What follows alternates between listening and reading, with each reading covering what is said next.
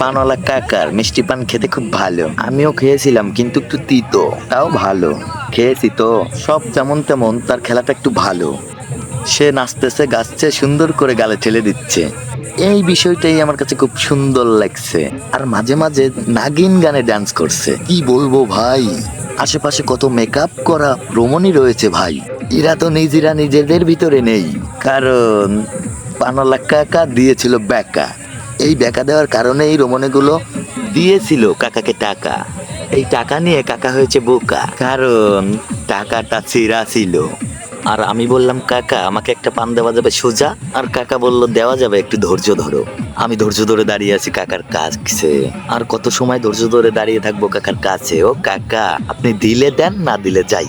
কাকার আবার একটু ভাব আছে, উপরে ভাব, কারণ ছেলেদের থেকে একটু মেয়েদেরকে বেশি টানে কাকা। রমণীরা আবার ময়দা মেখেছে, কাকার চোখ উল্টে গেছে, আমাদের দিকে কি তাকাবে কাকা?